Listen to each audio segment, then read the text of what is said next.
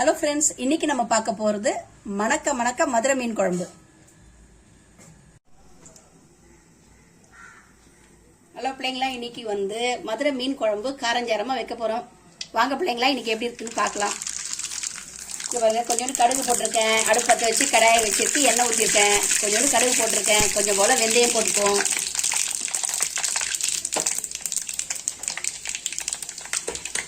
பாருங்க, கருவேப்பிலை இஞ்சி போட்டுக்குவோம். இஞ்சியும் பூண்டும் போட்டிருக்கோம். வெங்காயம் போட்டுக்கலாம். ஒரு 3 கை வெங்காயம் போட்டுக்கிறேன். ஒரு துண்டு இஞ்சி, ஒரு 10 பல்லு பூண்டு.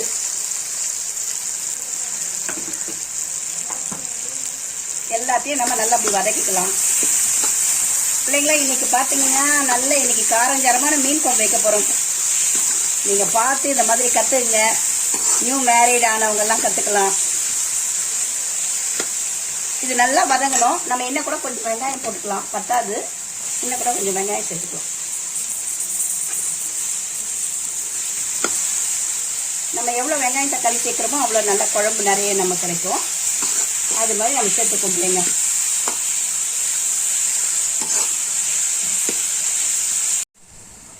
இங்கே பாருங்கம்மா, இந்த மாதிரி வெங்காயம் நல்லா பாருங்க வதங்கிடுச்சு. நல்லா பாருங்க, ஒரு ப்ரௌன் கலரே வந்துருச்சு. வெங்காயம் வதங்கிடுச்சு. நான் ஒரு தக்காளி ஒரு 6 தக்காளி வச்சிருக்கேன். அதை பொடிசாக கட் பண்ணி வச்சிருக்கேன். அதை போட்டுக்குவோம். நான் நைஸாக அரிஞ்சு வச்சிருக்கேன் தக்காளி, அதை போட்டுக்கலாம். இந்த தக்காளி நல்லா வதங்கி வரணும்.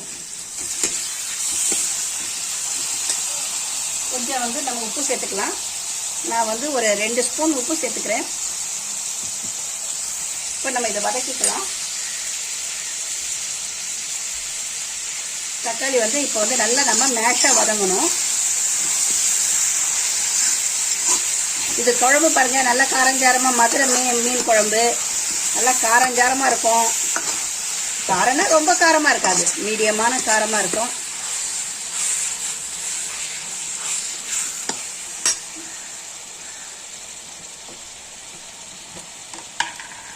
இதில் பாருங்க, இது என்னுடைய மிளகாத்தூள். நான் அரைச்ச மிளகாத்தூள். நீங்கள் வேணும்னா நீங்கள் எனக்கு வாட்ஸ்அப் பண்ணுங்கள். இந்த மிளகாத்தூள் வேணும்னா இது என்விக்கும் நல்லாயிருக்கும், வெஜிடேரியன் செஞ்சாலும் நல்லாயிருக்கும்.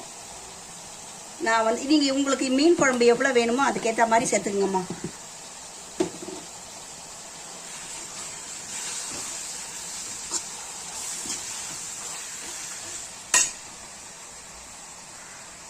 இப்போ நம்ம காஷ்மீர் மிளகாத்தூள் ஒரு 2 டீஸ்பூன் போட்டுக்குவோம்.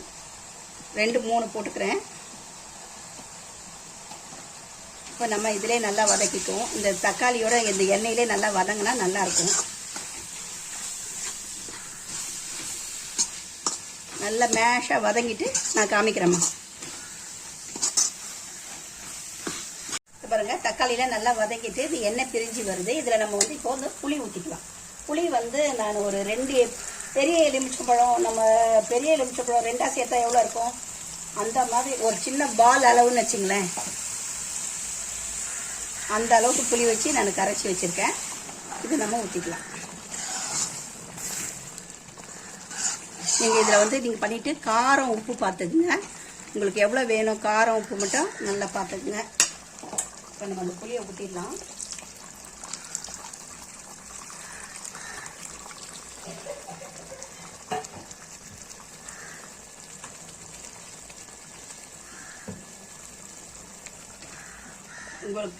உங்களுக்கு எவ்வளோ காரம் பிடிக்குமோ அந்த மாதிரி புளிப்பு எப்படி பிடிக்குமோ அது மாதிரி போட்டுங்க.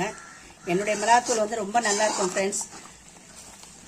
என்வியாக இருந்தாலும் சரி, வெஜிடேரியனாக இருந்தாலும் சூப்பராக இருக்கும். நான் மிளகாத்தூள், புளி, ஊறுகாய், பொடி வகைகள் எல்லாமே தயாரிக்கிறேன். உங்களுக்கு வேணும்னா எனக்கு வாட்ஸ்அப் பண்ணலாம். நீங்கள் முன்னாடியே ஆர்டர் கொடுத்தீங்கன்னா நான் செஞ்சு கொடுப்பேன்.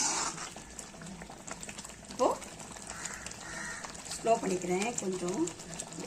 இதில் இங்கே பாருங்கள், பச்சை மிளகாய் ஒரு 4 பச்சை மிளகாய். நீங்கள் காரம்னு யோசிக்காதீங்க, அது காரமே இருக்காது. அந்த புளிப்பெல்லாம் அந்த மிளகாயில் ஊறிட்டு ரொம்ப நல்லாயிருக்கும் ஃப்ரெண்ட்ஸ். நீங்கள் நான் மீன் குழம்பு போட்டிருப்பேன், நீங்கள் பச்சை மிளகான்னு சொல்லியிருப்பீங்க. பச்சை மிளகாய் ஃபீல் ஆகாதீங்க.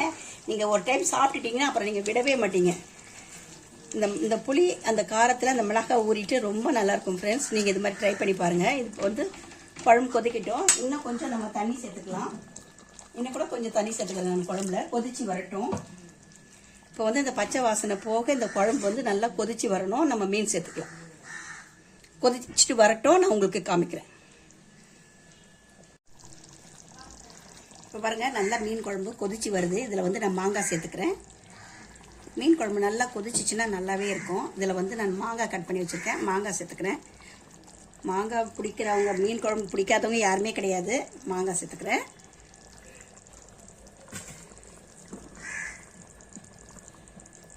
இது ஒரு 2 நிமிஷம் இருக்கட்டும்.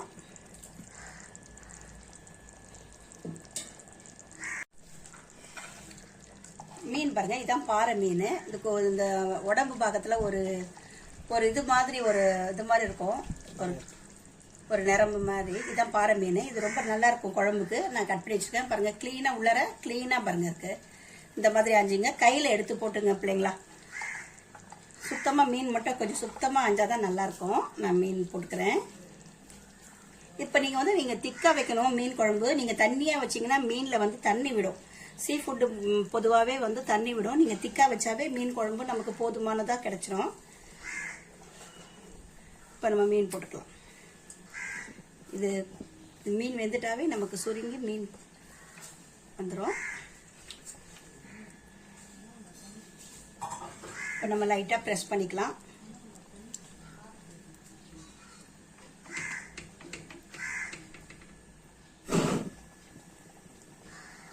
இந்த மீன் குழம்பு மீன் போட்டுட்ட பிறகு நீங்கள் என்ன பண்ணணும், அந்த குழம்புல அப்படியே லைட்டாக அந்த மீன் வந்து வேகணும். அந்த குழம்புல வேகணும். நீங்கள் ப்ரெஸ் பண்ணி விட்டுடணும். போட்டுட்டு அப்படியே இருக்கக்கூடாது. மீனை வந்து நல்லா ப்ரெஸ் பண்ணி விட்டுடணும். இப்போ வந்து நம்ம மேலே லைட்டாக வந்து கொத்தமல்லி தூவிடலாம். பார்க்கும் போதே நல்லாயிருக்கும் ஃப்ரெண்ட்ஸ் இந்த மீன் குழம்பு. மதுரை மீன் குழம்பு. மீன் வேகட்டும் ஃப்ரெண்ட்ஸ், நான் உங்களுக்கு காமிக்கிறேன். இப்போ பாருங்கள் ஃப்ரெண்ட்ஸ், மீன் குழம்பு ரெடி ஆகிடுச்சு. பாருங்கள், எண்ணெயெல்லாம் நம்ம விட்ட எண்ணெயெல்லாம் அப்படியே பிரிஞ்சு வந்துருச்சு. மீன் மேலே தெரிஞ்சு அப்படியே லைட்டாக அமைக்கி விட்டுருங்க. அந்த மீன் குழம்பு ஊறிண்டு இருந்தால் தான் நல்லாயிருக்கும். மீன் குழம்பு இங்கே பாருங்கள், சூப்பராக ரெடி ஆகிடுச்சு. மதுரை ஸ்டைல் மீன் குழம்பு ரெடி ஆகிடுச்சு ஃப்ரெண்ட்ஸ். இப்போ வந்து நம்ம கொத்தமல்லி போட்டுக்கலாம். மதுரை ஸ்டைல் மீன் குழம்பு மணக்க ரெடி ஆகிடுச்சு ஃப்ரெண்ட்ஸ். நீங்கள் இது மாதிரி ட்ரை பண்ணி பார்த்துட்டு எனக்கு கமெண்ட் பண்ணுங்கள். எங்கள் சேனல் உங்களுக்கு பிடிக்குதுன்னா லைக் பண்ணுங்கள், ஷேர் பண்ணுங்கள், கமெண்ட் பண்ணுங்கள், சப்ஸ்கிரைப் பண்ணுங்கள். மறக்காமல் பெல் ஐக்கானை ப்ரெஸ் பண்ணுங்கள்.